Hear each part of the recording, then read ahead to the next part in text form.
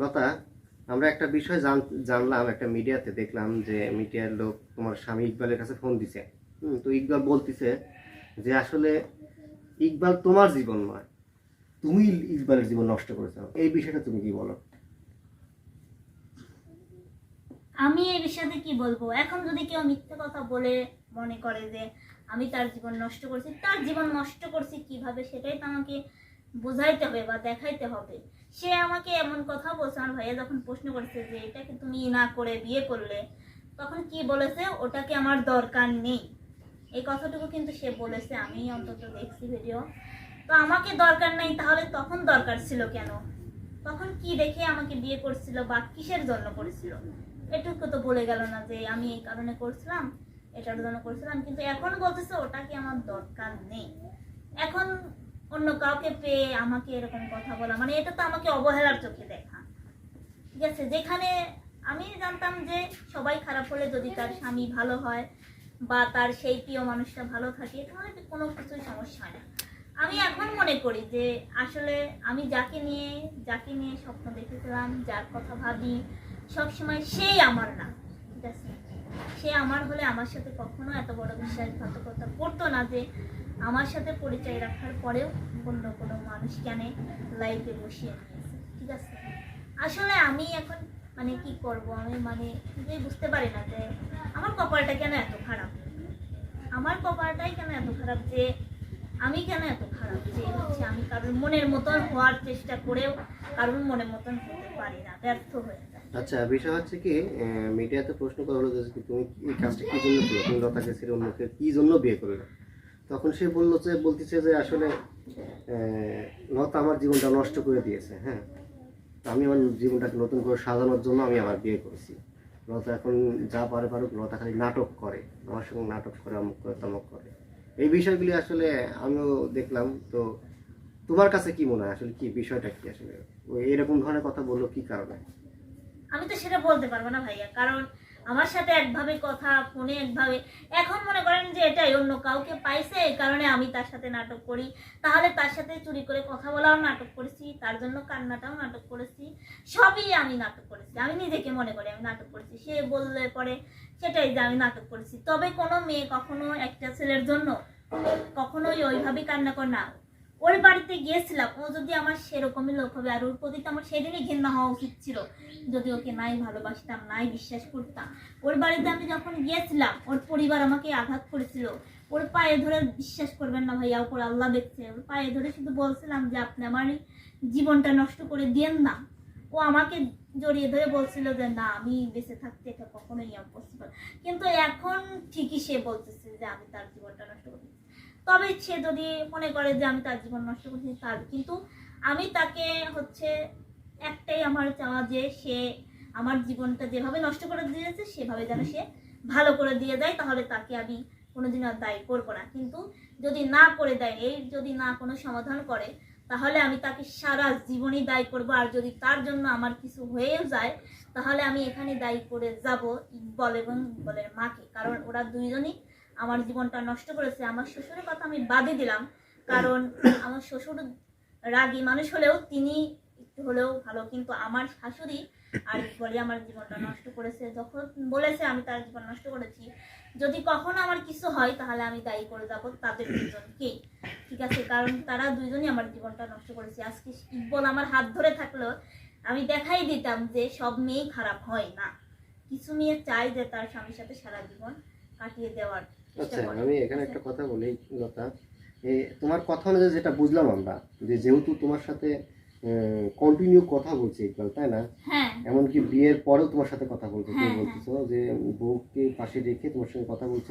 হ্যাঁ, আমি যদি প্রশ্ন করেছি যে আচ্ছা আপনার সামনে মেয়ে, মানে আপনার সাথে হচ্ছে মেয়ে মানুষ কথা বলে কে, তখন উত্তর দিচ্ছে যে আমার ভাবিরা থাকে, জানিসই তো। ভাবিরা কি সবসময় রাতেও থাকে? মানে আমার মনে একটু সন্দেহ হয়েছে, কিন্তু আমি তাকে মানে বলতে পারিনি যে আপনি সত্যিই কি আপনার ভাবিরা থাকে নাকি অন্য কেউ। কিন্তু সে আমার সরলতার সুযোগ নিয়ে আমার সাথে কথা বলা, এমনকি সে আমার সাথে দেখা পর্যন্তও করেছে। ঠিক আছে, দেখা পর্যন্ত করেছে। আর আপনাদের সাথেই তো প্রমাণ আছে, আমাকে সে যদি নাই ভালোবাসতো বা তাহলে আমাকে 14 ফেব্রুয়ারিতে আমাকে না জানিয়ে সে ফুল দিয়ে গেল, আমাকে গিফট করে গেল, সেটা কি আমার কথা বলেন? সব থেকে বড় প্রবলেম হচ্ছে আমি সেটা হচ্ছে আমার মাধ্যমে আসছিল। তো আসলে আমি সব কথার মূলে বুঝলাম এটা যে আসলে নাটক তুমি করনি, নাটক ইকবাল করেছে। তবে আমি ভাই ইকবাল। আপনাদের কাছে একটা কথা বলে যাই, আপনাদের এই লতা যদি কোনো সময় কিছু করে বা কোনো কিছু করেই ফেলে, তাহলে আমি চাই যেন ওই ইকবাল বা ইকবালের মা যেন একটু হলেও বিচার পায়। হয়তো আজকে আমার পাশে আমার বাবা থেকেও নেই, আমাকে কেউ মানে ই করার মানুষ নেই, কিন্তু কিছু কথা বলতে গেলে মনে মানে একটু হাসি মুখে থাকি দেখি সবাই মনে করে যে আমি হয়তো অভিনয়ের জগতেই বেশি থাকি, কিন্তু অভিনয়ের মাঝে যে কষ্টের লাইফটা আছে বা পার্সোনাল জীবনটা আছে সেটা একমাত্র পৃথিবীতে কেউ দেখার নেই।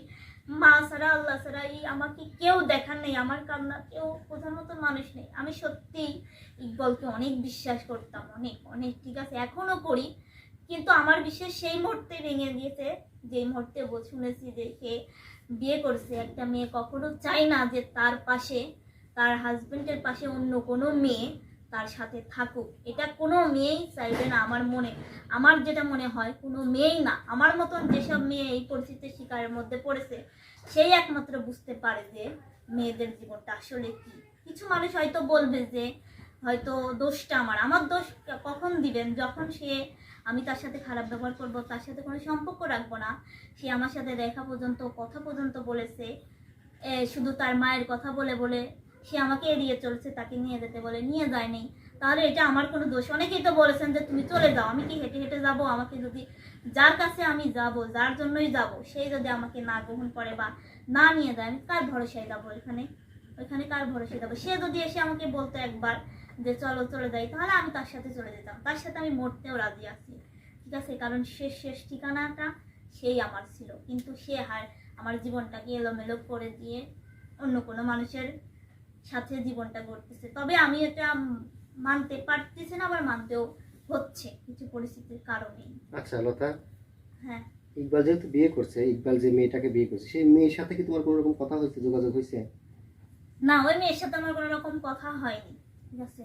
ওই মেয়েটা তো আমার কথা আমাকে তো বলেই নেই যে ওই মেয়েটার কথা। তবে আমি পরে শুনছি, পরে কি সেই মেয়ে আমার সাথে কথা বলবে? এটা কি করে ভাবেন যে ওই মেয়ে আমার সাথে কথা বলবে?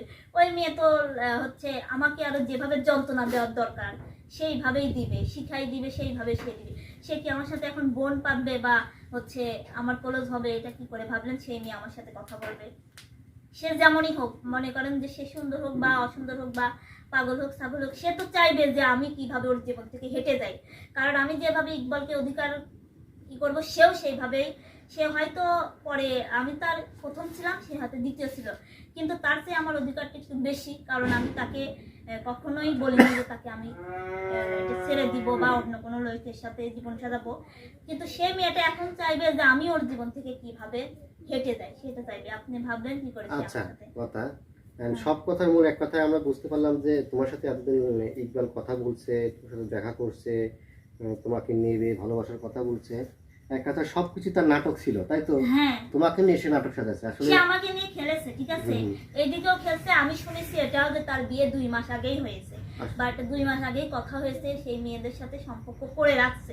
কিন্তু আমাকে সে কথাটা একটাবারও বলে নেই যে আমি হচ্ছে বিয়ে করব কি। সে শুধু বলেছে আমি জীবিত থাকতে কখনোই অন্য কোনো মেয়েকে লাইফে আনতে পারবো না, এই কথাটুকু সে বলেছে। আমি এটা শুনে মানে অনেক মনেকে সান্ত্বনা দিয়েছি যে একদিন না একদিন আমি ওর কাছে চলে যাবো যেভাবেই হোক, কিন্তু সেই আশা আমাকে মাটিতে রেখেছে। হ্যাঁ, আচ্ছা, সব কথায় এক কথায় তুমি কি চাও এখন, যে আসলে আমি কি চাবো? ইকবালকে চাই, ইকবালের সাথে সংসার করতে চাই। ইকবালের জন্য ইকবালের সাথে সংসার সেটা করতে চাই, আপনি তাই তো? প্রশ্ন করলেও বলবো, আর 10 জন প্রশ্ন করে সেই একই উত্তর আমার থেকে পাবে। সেটা আমি বলছি যে হচ্ছে আপনি বিয়ে করলেন, হচ্ছে আমি তো আপনার সংসার করবো, আপনাকে তো নিয়ে যেতে বলছি, তো বলে খালি মায়ের ধোয়া দেয়। বললাম না, মায়ের কথা বলে ওর কথা শেষ করে দেয়।